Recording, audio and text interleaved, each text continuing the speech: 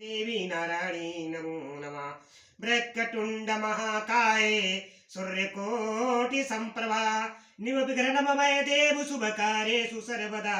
ओम श्री गणेशाय नमः। जय गणेश गिरिजा सुमन मंगल मूल सुजान कहत दोद्यादास तुम देव अभय वरदान। हर हर महादेव तुम नीलकंठ। ओम ब्रह्मा विष्णु मैं तुम्हें सदा जय जय करो। मां सरस्वती प्रसन्न तुम सदा जय जय करो नीलकंठ महादेव प्रभु। ओम नमः शिवाय नीलकंठ तुम्हें सदा जय जय करो। हर हर महादेवाय नमः तुम्हें सदा जय जय करो। जय भोलेनाथ तुम्हें सदा जय जय करो। ओम नमः शिवाय नीलकंठ महादेव तुम्हें सदा जय जय करो। ओम नमः शिवाय ओम नमः शिवाय ओम नमः शिवाय।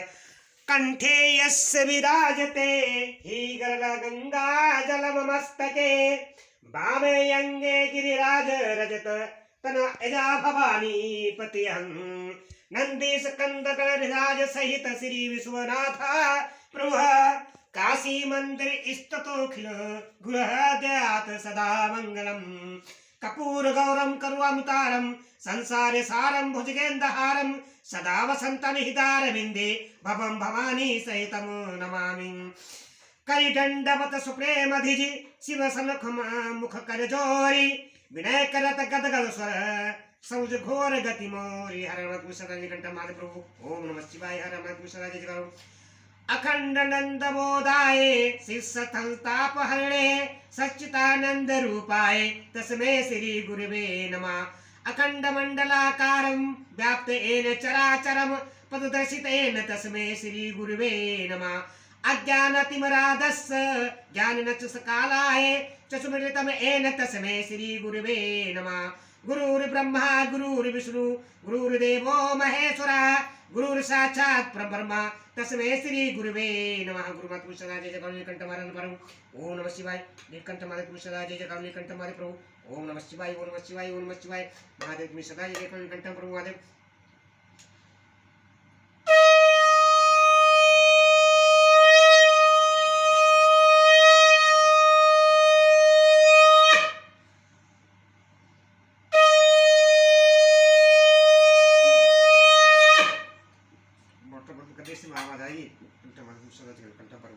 ओम नमः शिवाय हर हर महादेव प्रभु।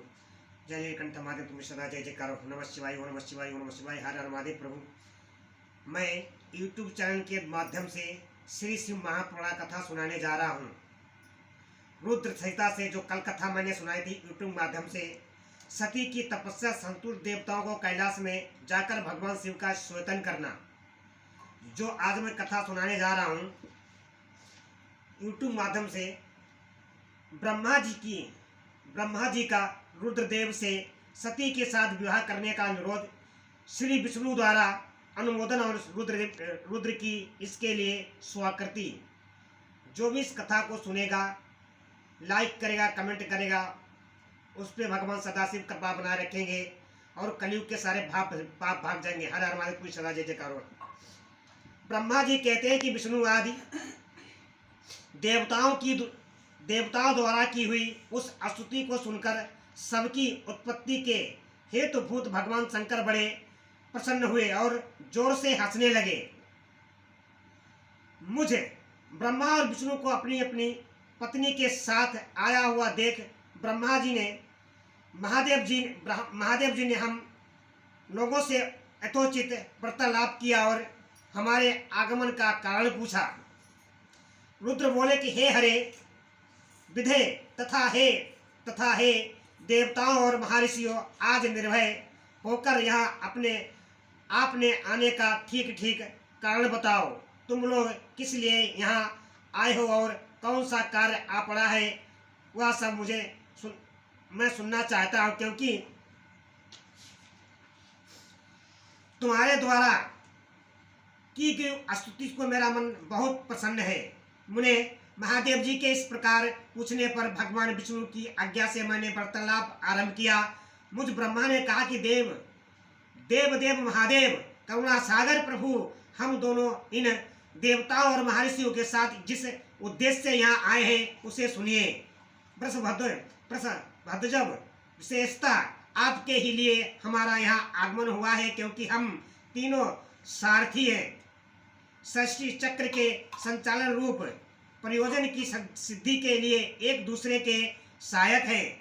सारथियों को भी सदा परस्पर यथा योग सहयोग करना चाहिए, अन्यथा यह जगत टिक नहीं सकता।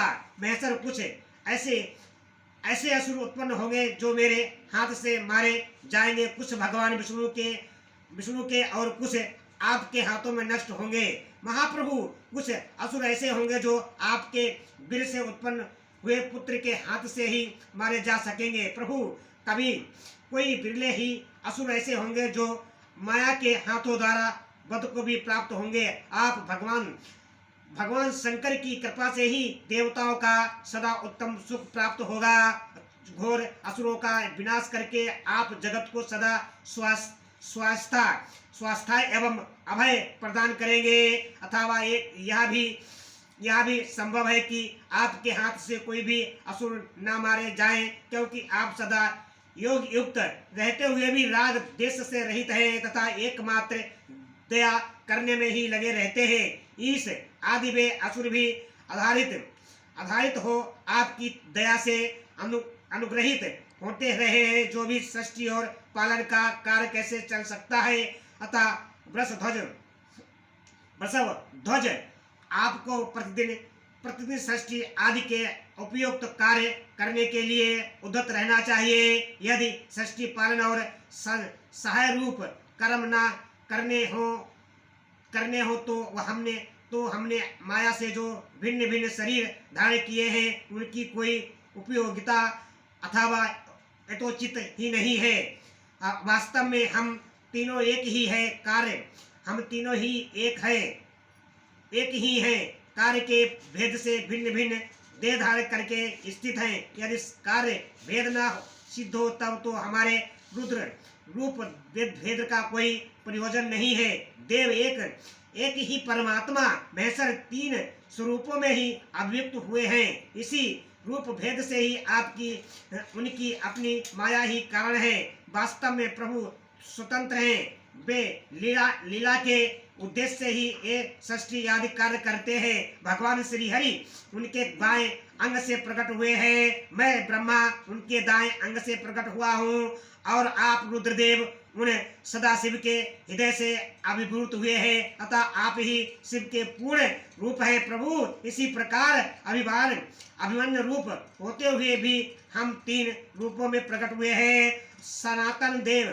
सनातन देव हम तीनों उन्हीं भगवान सदाशिव और शिवा के पुत्र हैं। इसे अर्थात प्रभु, मैं आप श्री विष्णु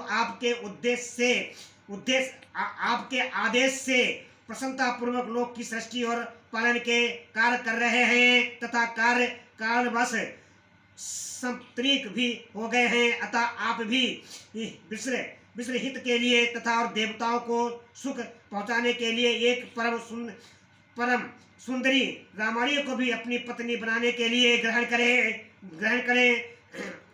महेश्वर, एक बात और है, उसे सुनिए। मुझे पहले के वृत्तांत का स्मरण हो आया है। पूर्व काल में आपने ही शिव रूप से जो बात हमारे सामने कही थी वही इस समय सुना रहा हूँ। आपने कहा था कि ब्राह्मण, मेरा ऐसा ही उत्तम रूप तुम्हारे अंग विशेष ललाट से ही प्रकट होगा जिसकी लोक में रुद्र नाम से प्रसिद्धि होगी। इसी तुम ब्रह्मा सृष्टि करता होगे। श्री हरि जगत का पालन करने वाले हुए और मैं सगुण रुद्र रूप होकर संहार करने वाला होऊंगा। एक स्त्री के साथ विवाह करके लोक के उत्तम कार्य की सिद्धि करूंगा। आप अपनी कही हुई इस बात को याद करके आप अपनी ही पूर्व प्रतिज्ञा को पूर्ण कीजिए। स्वामी, आपका ही आदेश है कि मैं सृष्टि करूं। श्री हरि पालन करें और आप स्वयं सार के हेतु बनकर प्रकट हो। सो आप साक्षात शिव ही संहारकर्ता के रूप में प्रकट हुए हैं। आपके बिना हम दोनों अपना कार्य करने में समर्थ नहीं हैं। अतः आप ही ऐसी कामनी को स्वीकार करें कि जो लोक हित के कार्य में तत्पर रहे। शंभु, जैसे लक्ष्मी भगवान विष्णु की और सावित्री मेरी सर्वधरणी सहधर्मी धर्मणी है, उसी प्रकार आप इस समय अपनी जीवन सहचारी प्राण भल्लवा को ग्रहण करें। मेरी यह बात सुनकर लोकेश्वर महादेव जी के मुख पर मुस्कुराहट दौड़ गई। वे श्री हरि के सामने मुझसे इस प्रकार बोले। ईश्वर ने कहा कि ब्राह्मण हरे, तुम दोनों मुझे सदा ही अत्यंत प्रिय हो। तुम दोनों को देखकर मुझे बड़ा आनंद मिलता है। तुम लोग समस्त देवताओं में श्रेष्ठ तथा और त्रिलोकी के स्वामी हो। लोकहित के कार्य में मन लगाए रहने वाले तुम दोनों का वचन मेरी दृष्टि में अत्यंत गौरवपूर्ण है। किंतु सुरश्रेष्ठ गण मेरे लिए विवाह करना उचित नहीं होगा, क्योंकि मैं तपस्या में संलग्न रहकर सदा संसार में व्यक्त ही रहता हूँ और योगी के रूप में मेरी प्रसिद्धि है। जो भी निवृत्ति के सुंदर मार्ग पर स्थित है अपने आत्मा में ही रमण करता आनंद मानता है, निरंजन और माया से निर्लिप्त है, जिसका शरीर अवभूत दिगंबर है, जो ज्ञानी आत्मदर्शी और कामना से शून्य है, जिसके मन में कोई विकार नहीं है, जो भोग से दूर रहता है तथा जो सदा अपवित्र और अमंगल भेषधारी है, उसे संसार में कामनी से क्या प्रयोजन है। यह इस समय मुझे बताओ तो सही। मुझे तो सदा केवल योग में लगे रहने पर ही आनंद आता है। अज्ञानहीन पुरुष ही योग को छोड़कर भोग अधिक महत्व देता है। संसार में विवाह करना पराये बंधन में बंधना है, इसे बहुत बड़ा मदन समझना चाहिए। इसीलिए मैं सत्य कहता हूँ, विवाह के लिए मेरे मन में थोड़ी सी भी अभिरुचि नहीं है। आत्मा ही अपना उत्तम अर्थ या स्वार्थ है, उसका भली भांति चिंतन करने के कारण मेरी अलौकिक स्वार्थ में प्रवृत्ति नहीं होती। तथापि जगत के हित के लिए तुमने जो कुछ कहा है उसे करूँगा। तुम्हारे वचन को गरिष्ठ मानकर अथवा अपनी कही हुई बात को पूर्ण करने के लिए मैं अवश्य विवाह करूँगा, क्योंकि मैं सदा भक्तों के बस में रहता हूँ। परंतु मैं जिस नारी को प्रिय पत्नी के रूप में ग्रहण करूंगा और जैसी शर्त के साथ करूंगा उसे सुनो। हे हरे ब्राह्मण, मैं जो कुछ कहता हूँ वह सर्वथा उचित ही है। जो भी नारी मेरे तेज को विभाग पूर्वक ग्रहण कर सके, जो भी योगिनी तथा इच्छा अनुसार रूप धारण करने वाली हो, उसी को तुम पत्नी बनाने के लिए मुझे बताओ। जब मैं योग में तत्पर रहूं तब उसे भी योगिनी बनकर रहना होगा, और जब मैं काम सक्त हूँ तब उसे भी कामनी के रूप में ही मेरे पास रहना होगा। वेद वेता विधान जिन्हें अविनाशी बतलाते हैं, उन ज्योति स्वरूप सनातन शिव का मैं सदा चिंतन करता हूँ और करता रहूंगा। ब्राह्मण उन सदा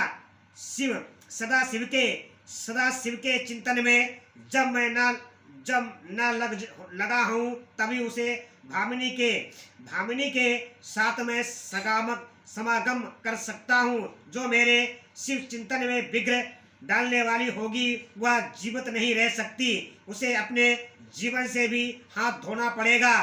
तुम विष्णु और मैं तीनों ही ब्रह्मा स्वरूप शिव के अंशभूत हैं, अतः महाभागगण हमारे लिए उनका निरंतर चिंतन करना ही उचित है। कमलासन उनके चिंतन के लिए मैं बिना विवाह के भी रह लूंगा, किंतु उनका चिंतन छोड़कर विवाह नहीं करूंगा। अतः तुम मुझे ऐसी पत्नी प्रदान करो जो सदा मेरे कर्म के अनुकूल चल सके। ब्राह्मण, उसमें भी मेरी एक और शर्त है, उसे तुम सुनो। यदि उस स्त्री का मुझ पर और मेरे वचन पर अविश्वास होगा तो मैं उसे त्याग दूंगा। उनकी यह बात सुनकर मैंने और श्रीहरि ने मंद मुस्कान के साथ मन ही मन प्रसन्नता का अनुभव किया। फिर मैं विनय मग्न होकर बोला, नाथ महेश्वर प्रभु, आप जैसी नारी को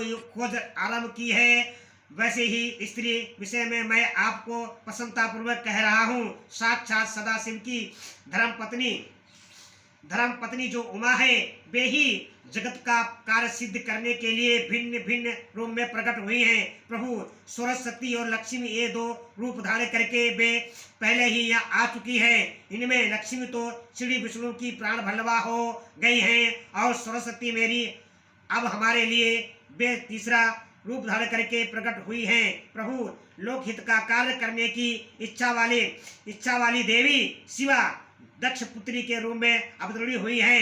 उनका नाम सती है। सती ही ऐसी भार्या है हो सकती है जो सदा आपके लिए हितकरणी हो देवेश महातेजस्विनी सती आपके लिए आपको पति रूप में प्राप्त करने के लिए दृढ़ता पूर्वक कठोर व्रत का पालन करती हुई तपस्या कर रही है। महेश्वर, आप उन्हें वर देने के लिए जाएं, कृपा कीजिए और बड़ी प्रसन्नता के साथ उन्हें उनकी तपस्या के अनुरूप वर देकर उनके साथ विवाह कीजिए। शंकर भगवान विष्णु की मेरी तथा इन संपूर्ण देवताओं की यही इच्छा है।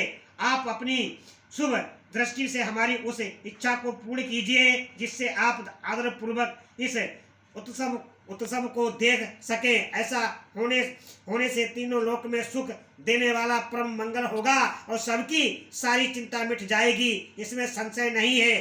तदंतर मेरी बात समस्त होने पर भी लीला विग्रह धारण करने वाले भक्तवत्सल महेश्वर से मधुसूदन अच्युत ने इसी का समर्थन किया। तब भक्तवत्सल भगवान शिव ने हंसकर कहा, अच्छा ऐसा ही होगा। उनके ऐसा कहने पर हम दोनों उनसे आज्ञा ले अपनी पत्नी तथा देवताओं और मुनियों के साथ अत्यंत प्रसन्न हो मन अपने अभिष्ट स्थान को चले गए। जय जय हर हर महादेव, तुम सदा जय जय करो। जो मैंने YouTube माध्यम से ये जो कथा सुनाई है, श्री शिव महापुराण कथा अध्याय 16 से सुनाई है जो कथा, इस कथा को आगे शेयर करें, हर YouTube चैनल में शेयर करें, हर मोबाइल में शेयर करें।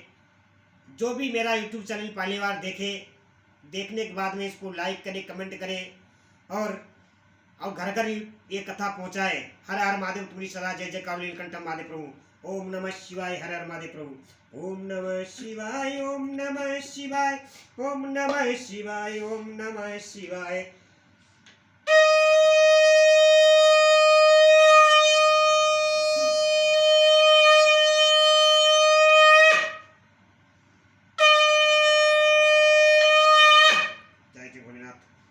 महादेव शिव शंभु, जय महादेव शिव शंभु, जय महादेव शिव शंभु, जय जय महादेव शिव शंभु, हरे हरे महादेव शिव शंभु, जय जय महादेव शिव शंभु, जय महादेव शिव शंभु, जय जय हरे हरे महादेव शिव शंभु।